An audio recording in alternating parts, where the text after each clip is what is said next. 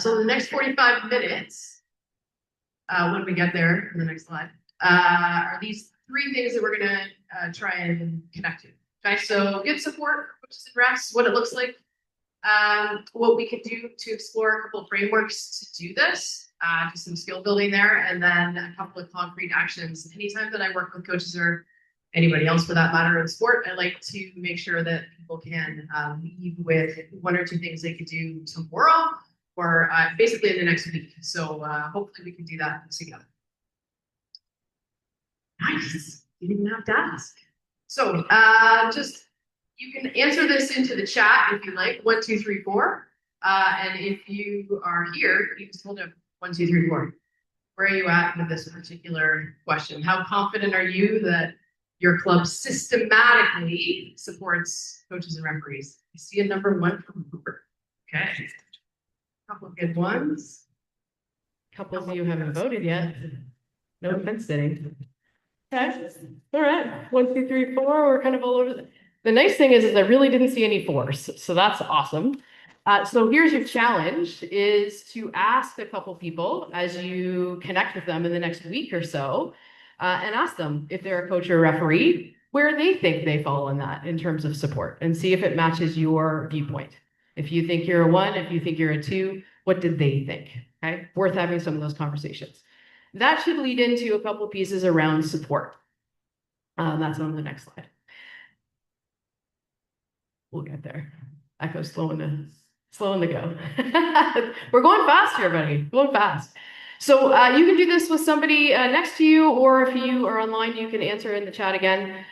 So just have a think of a coach or a referee who you've worked with at your club, who felt either super well supported or maybe not so well supported. And then a way to think about a couple of questions. What happened? So what was the situation? And what did the club leaders, and I'm specifically not saying you because I think that's a bit accusatory, but let's think about what did the club leaders do or not do that resulted in how that person felt in terms of being supported or not supported. Okay, so find someone, give a very quick rundown of your story, and then talk about what is most important around the what happened and what did they do or not do. You've got 3 minutes. Go.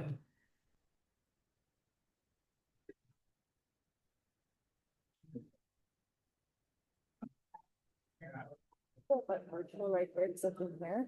So you're just very close to the audio just the whole time. So you're all good, but just an FYI, this is Like, what do virtual. I need to change? All good. Okay. All good. Making sure that people can hear.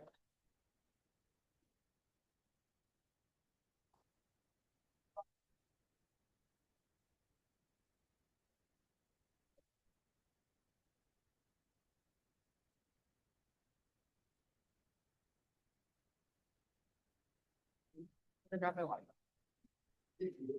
gonna see if I can change the angle for you guys. One moment. Yeah, video and audio.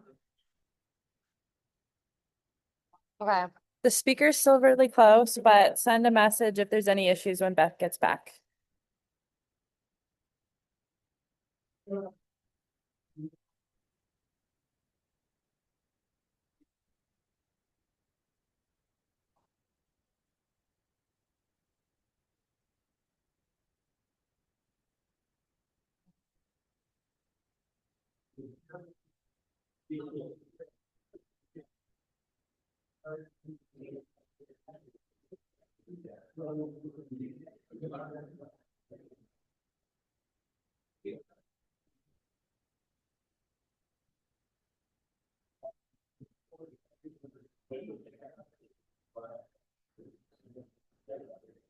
One minute remaining.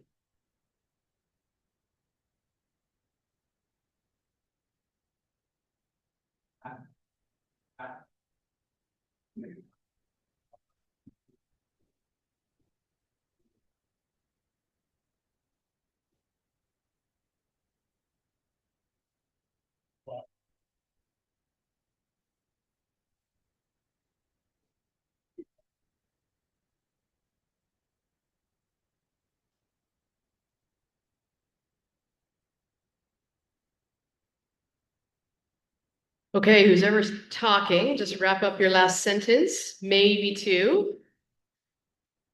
And then I'm looking for a few people to share a little bit about what did the club leaders do or not do in order to make that person feel supported or not supported. Any ideas? What do we come up with? Go for it, JD. I mean, I can hear you. You have a director, coach, age group, just wears a hat of director of coaching.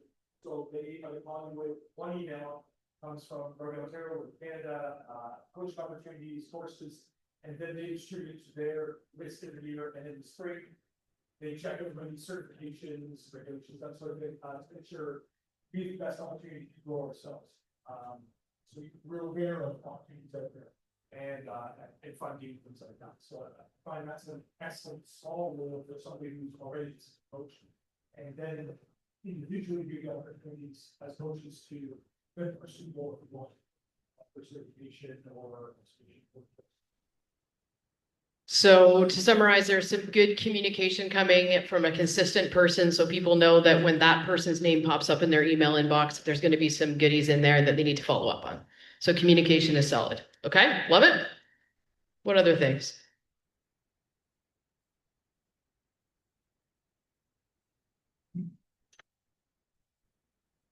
Andrew, and then we'll go over to Scott. I think you had your hand up too.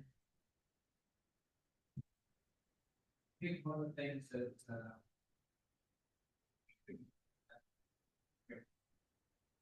we supported them really well against some things that I think where we kind of all of it is in the long term. What are your goals as a coach? Where you see yourself in 2 to 3 years? How do we get you to that next stage? So if you're coaching Kingston Panthers, we really want to coach in Toronto. Like, how do we get you there and take advantage of the time that you can Love that. So understanding people's why for being involved and potentially being a volunteer as well, what they want to get out of it. Because as much as people say they're altruistic, maybe that isn't always the case. Johnny.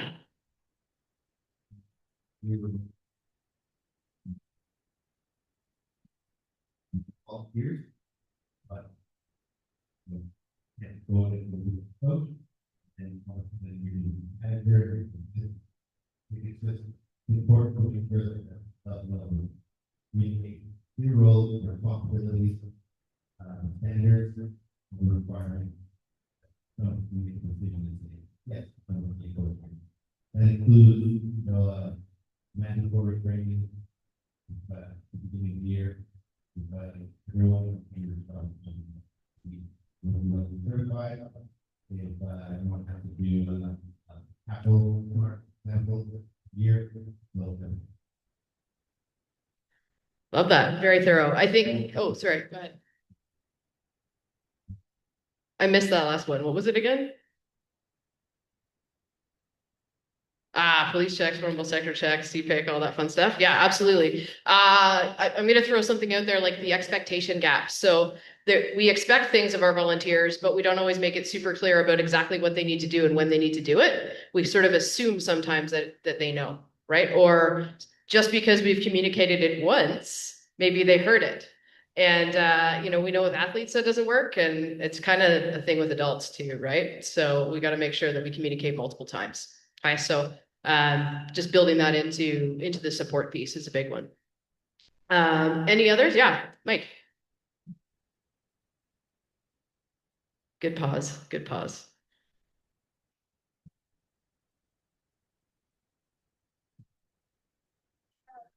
Hi.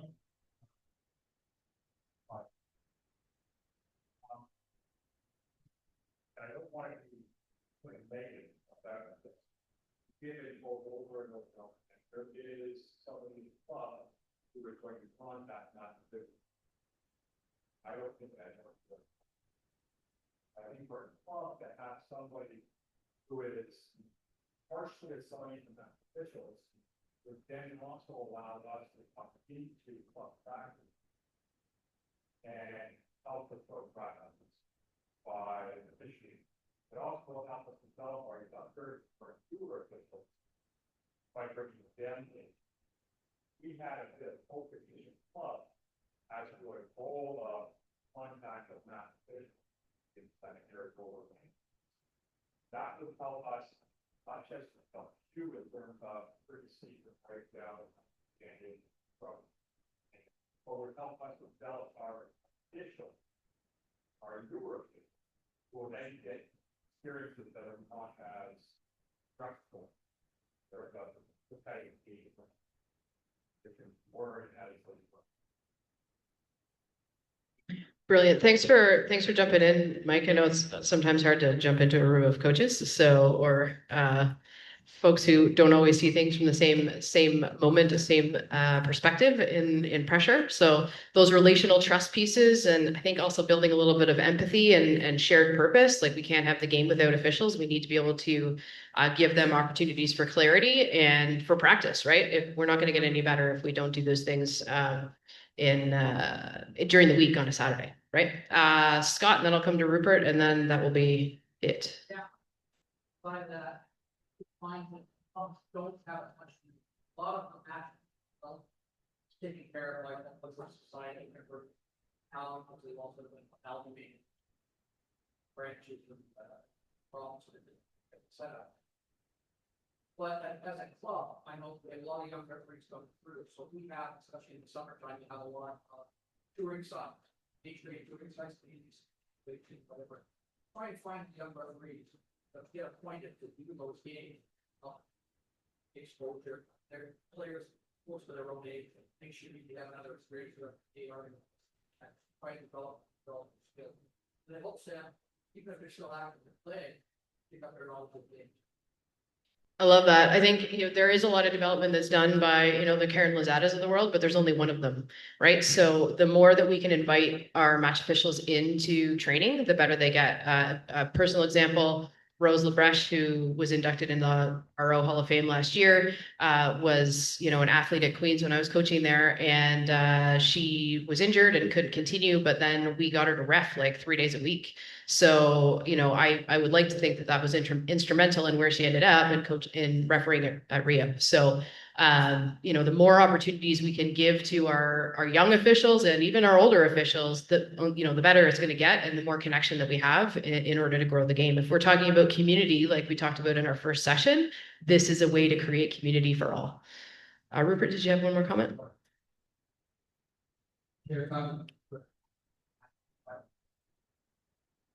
I've been through your thing, where you support what the club leaders do. It triggered in my mind this idea that there's no us that have leadership and membership, that just a group of people working together for a common cause. And that one thing I say to a new member of the club, that it's your club, your responsibility to be a player, a participant. Don't wait around for the club to lift you up. Lift yourself up. Don't find your own journey. Volunteer, become a ref, become a coach. And if we can instantiate that kind of spirit on the way in, a lot of good things happen. But if there comes this moment where it's like yes and then, what is the board say? That's very productive about that. Now, as a member of the board, after 30 years of maybe playing rugby, I can tell you there is no us and it's just us. Group of people trying to move things forward. That's the thing I want to share. I love that. To me, it's sort of breaking down those barriers from folks who might have a leadership role and a title beside their name, and just sort of taking the title off and saying, this is who I am and this is why I show up every day, and making sure that everybody's on the same page. If we go back to Jack's session, we link it back to those values that we all have, and make those things super powerful for everybody being involved. We give an awful lot of our time to not kind of have that alignment, right? So absolutely, let's do more and more of that. But it just takes small little bits to do that. I think the other piece that's important to mention here is sometimes the intent and the perception are different. As we send out those emails or we have those conversations, we have an intent. But the perception of the person who's on the receiving end of those conversations, emails, etc., may not get exactly what our intent is. So we have to be clear about what that is and make sure that we're on the same page when we exit those conversations, which is really hard to do when it's via email. Okay, so just following up on that is really important. We're going to go to number 2 and just look at a couple of mini frameworks. Perfect. So this is the first one. So just think about these. There's 3 roles of a supportive club leader, and just think about those. Which one are you the best at? And which one of those could you say, I could probably use some work?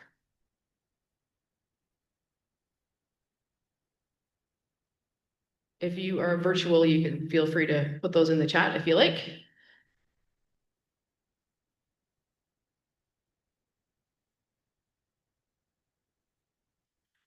I'd probably go back and forth between 1 and 2 personally, and then get drawn into number 3, whether I like it or not. So what are you best at? 1, 2, or 3? Show me. Okay, you're all best at something. Come on now. There we go. All right. And what could use a little bit of work? Okay, so maybe that's something to take away from a little bit. Maybe you're not necessarily in a role that needs to do coordination, but you might be able to help somebody who can do it and do it better, right? So it might not be an official piece, but something to take away. If being a supporter isn't necessarily your thing, maybe we try to have a few more conversations with some intent of supporting someone who might really need your support, particularly based on the role that you have in the club and how you might be able to move those around. You just thought about that yourself. What about the club as a whole? What does your club lean towards as their biggest strength? And what does the club lean towards as the one thing that needs the most amount of work? Anybody care to share on that?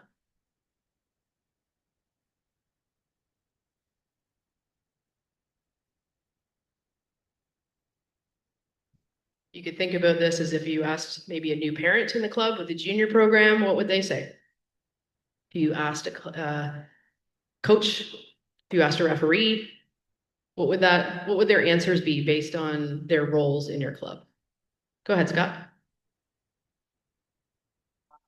One, or coaches who getting higher to level, the rugby levels, whatever, or the junior coaches, the senior coaches, or to the development feedback.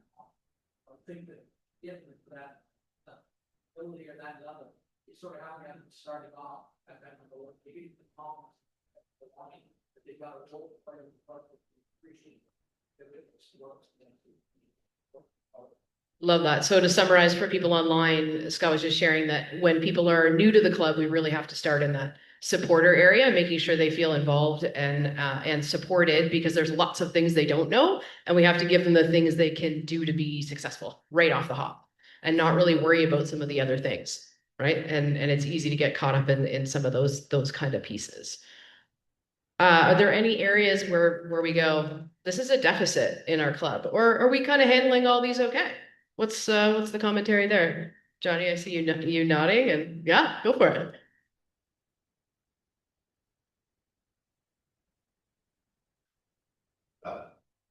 By default, the majority of people who are gonna be involved at junior level are gonna be good at fun. We are very good at caring for children, and most people are gonna need there. As you move up to the age grade, the older you get, the less likely you are to be good at number 1. And the more the other ones come up with priorities, there's a lot of requirements there that coordination. People want somebody just to tell them where to go and where to be. And it's kind of all that's the way that my club specifically, I think that we're good at being supporters, pretty good at coordinating. Developing is difficult. A lot of volunteers, a lot of parents, and the time constraint is a real thing. So having somebody, giving them the clear roles and responsibilities, like I said, and then here's the club standards, that can be difficult because then parents, former player, learning the game, they need 3 hours of restraining and stuff. Right. Perfect. Yeah.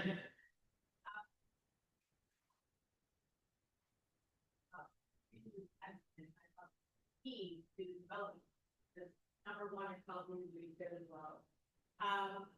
the challenge with all the changes that happen in routine period means that my skill set has gotten better at understanding the schedule, coordinating, recruiting, making sure I have my number. And it eats into my volunteer hours of this user development that I'm so passionate. So I want to be in the area, but I need a little bit of help to lift some of the strain on adapting to change. Brilliant. Yeah, because change is the only constant, right? So, bringing in other people to do that, also recognizing what you love to do and maybe what you'd like somebody else to do and take off your plate would be a big progress piece. So yeah, great point. Just linking this to actual relationships, I think it's really important that we clarify where we're coming from when we're having conversations with other people. I'm coming to you from a coordinator piece. I'm not talking to you with my supporter hat on right now. I'm being very clear about this is what I need from you when we're talking about scheduling, right? That could be part of it. You can also put on your supporter hat and maybe some pom-poms or something and then really be a supporter, right? So just be clear about what area, what role you're actually using in a conversation. Because sometimes these all get mucked up. And when you start to talk about somebody about scheduling, they don't feel supported, right? We want to be able to move around from those pieces in order to make sure that we can have people feel supported. Mike, last comment, and then I'm going to my next framework. Go for it. It's okay. Of course you are.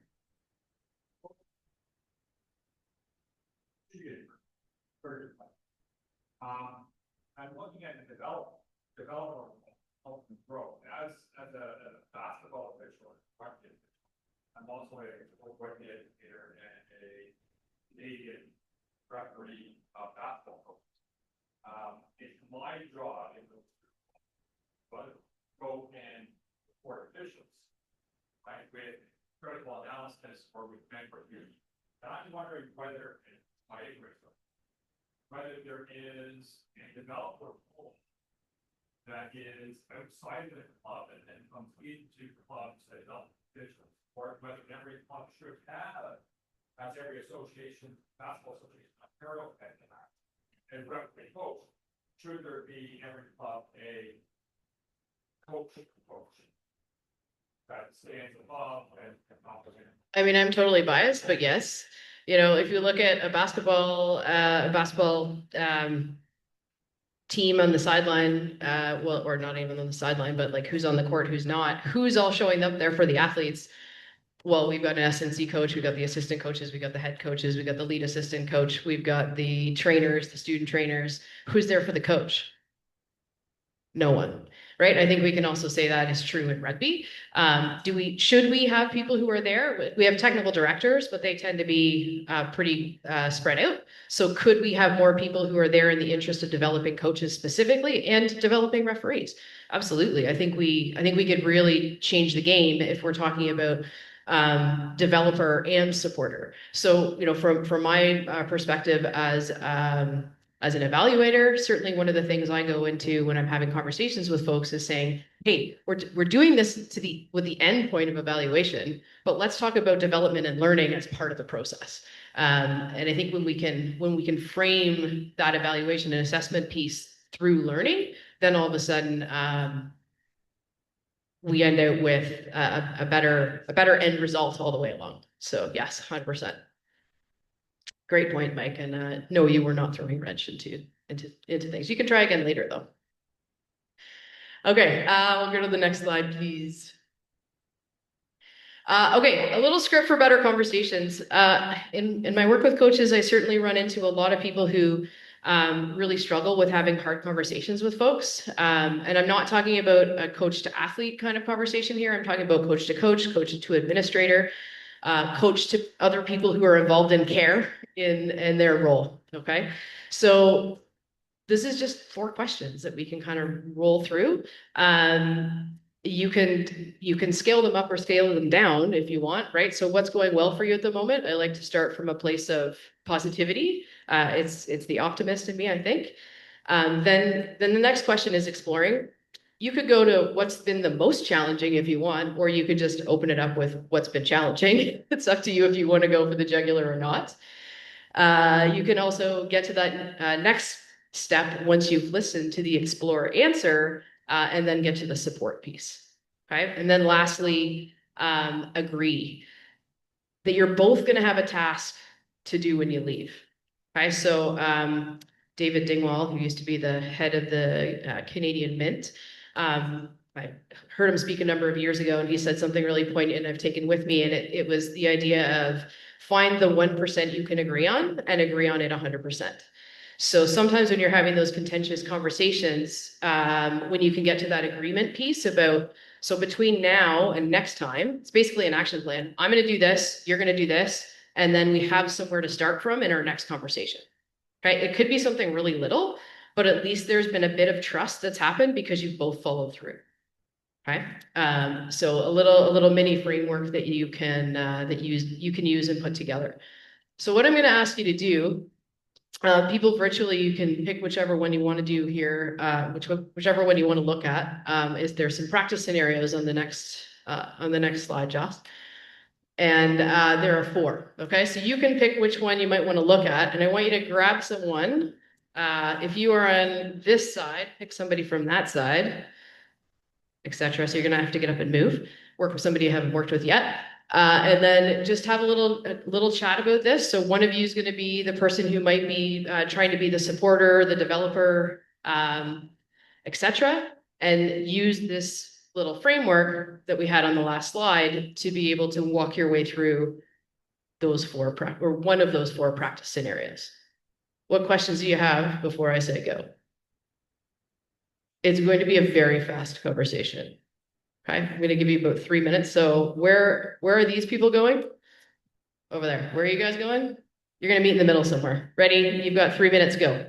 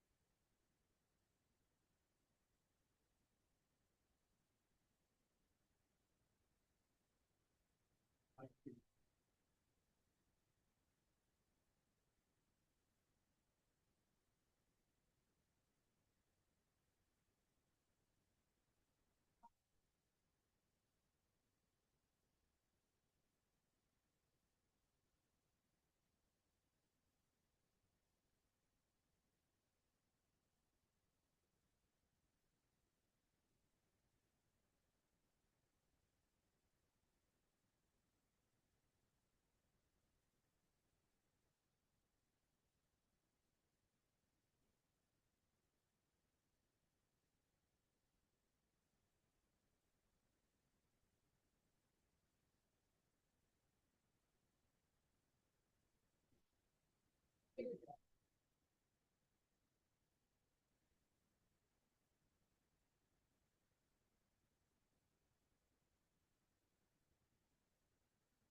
30 seconds. 30 seconds.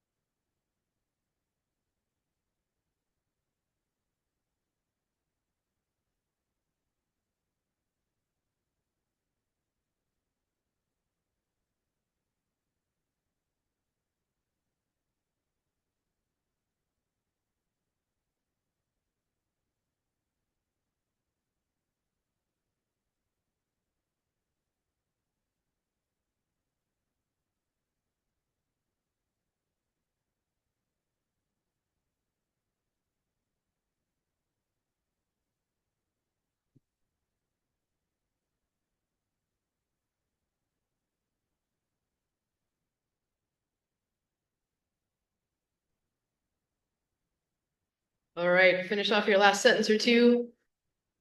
Then we'll come back and break it down a bit.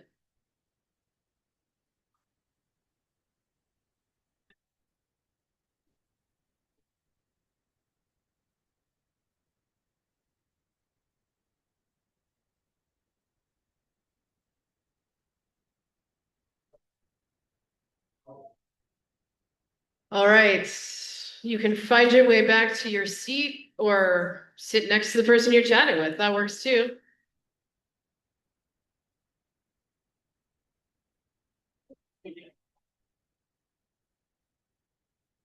I love when we work on things and everybody's totally into it and dialed in. This is great.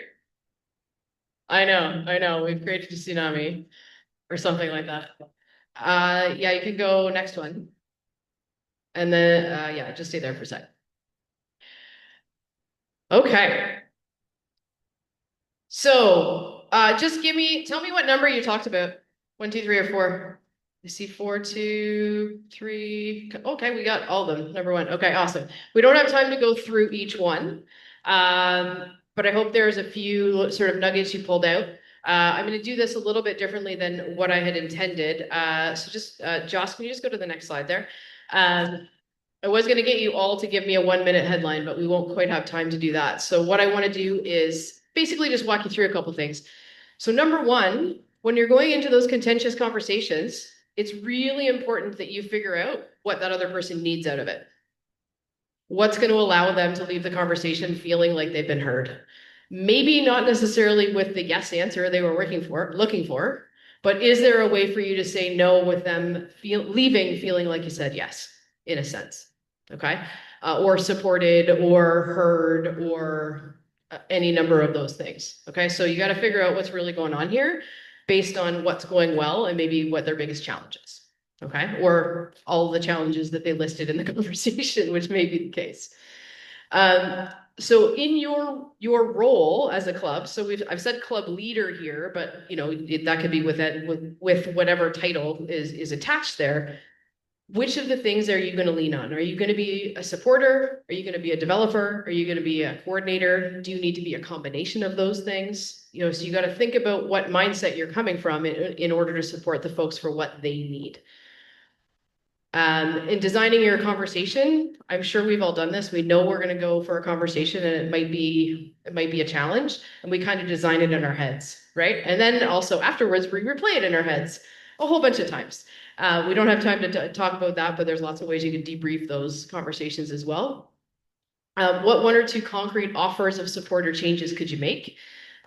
Is there something small? Like we said, we're both going to leave with a task right at the end there. Is there something small that you can do? Is there something small that they can do to feel like you're moving forward after that conversation so that you won't have the exact same conversation again, right? Because those are sometimes the things that happen. We just have these repeat conversations and we don't feel like we're going anywhere.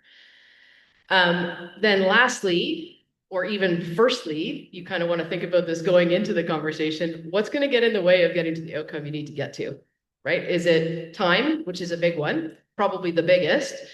Well, maybe money is actually bigger. Politics might actually be bigger. Which one of those things is going to get in the way, and how can you minimize it? And how can you minimize it with the other person in terms of what they need?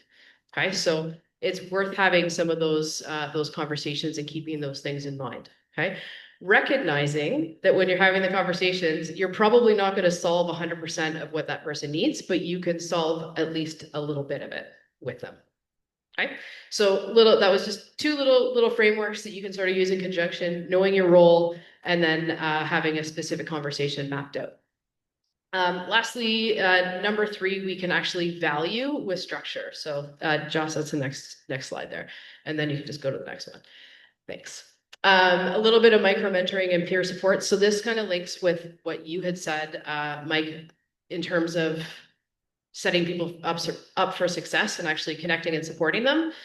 These might not be specific roles that are connected to, you know, in your board of directors or something like that, but you could be identifying people who can do these things really well.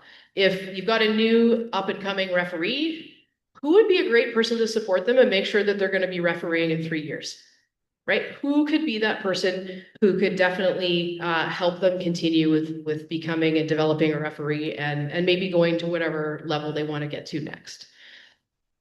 Can we do 5-minute debriefs? Okay, it doesn't have to be a long conversation, but a quick little check-in. And who in your club would be the best person to do those debriefs with? A coach or a match official, or the volunteers who pulled off the day for your club day, right? When you're on the pitch for 12 hours. Who would be a good person to have those 5-minute debriefs? Lastly, and I'm throwing this out there as an idea, okay, a little bit of a coach and referee huddle that could happen monthly. It could be on Zoom. I think preferably in your club, you could do this in person, whether it's in the clubhouse or just on the side of the pitch or maybe at a pub afterwards. Let's get coaches and referees together talking and normalize it and make sure that we're working together. It doesn't take a lot of time to do that, but let's invite people to the table and then talk about a challenge and maybe talk about a highlight that has happened in the last month. And I think, when you get into July and everybody's kind of reeling because they've been going for a couple of months, that really might pick people up and make them feel like they're really contributing to the club and propel the club forward as you get into, the late stages of July when it's super hot, the pitch is hard and all that kind of stuff, and then getting into August as well. So here's your opportunities for some takeaways on the next slide. A couple pieces on action planning. What I'd love you to think about is there a person or area that you'd like to focus on in your club? There's one person who could really use my support, or I know of a person who could be really well supported by so-and-so, right? Who's that person? How can you set it up? Is there a conversation you can have next week that could be a game changer as you go into planning for the 2026 season? Who's that with? How can you have it? What role do you need to take? Do you need to follow that 4-step question prompt in order to do those things? Is there a structural change that you could try? Just a trial, just a small mini experiment. It doesn't have to be changing the whole thing, just something small that might make a big difference. And then if you're going to do any of those things that require time, money, power, perhaps, culture, when do you want to do it by, and who needs to know and be part of the process? Okay, so I'm not suggesting you do all of those things, but I'd love for you to pick one of those things as a to-do for the next few days, next week. If it needs to be the next month, that works too.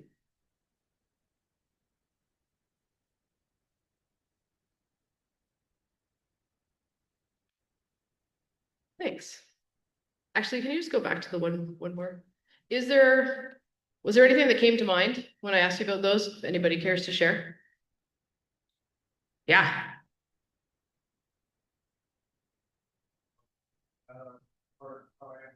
Transitioning to the men's game, if he has a major issue, but all of the time. So maybe a buddy system there might be super, super powerful. Sweet. Love that. Anyone else? Yeah. Stealing an idea from the club, but ideas that is maybe just having a club coach or an operations director that touches base with each level and has that 5-minute conversation with that team of coaches. Because we're often in isolation and silos, different days of the week, different locations of the weekend. So having that continuity to see if there's a problem with this level or another age group and maybe solving that. So having the connectivity or continuity, one leader. I love that. So you're sort of adding into their roles and responsibilities for one person to be that connector, and also the person who identifies, "Ooh, this is going to be a big one. We better get ahead of it." Or, "Man, we're killing this. This is awesome." Okay. Yeah, absolutely. That's a great idea. And this is why we do these club development conferences, so people can learn from other clubs and best practices. That's fantastic. So in that case, that could be kind of all three of those, right? An area to focus on is a bit of a structural change and probably requires at least one conversation, if not a few. Yeah, 100%. Any others? Go for it, Scott. We'll take you as the last one.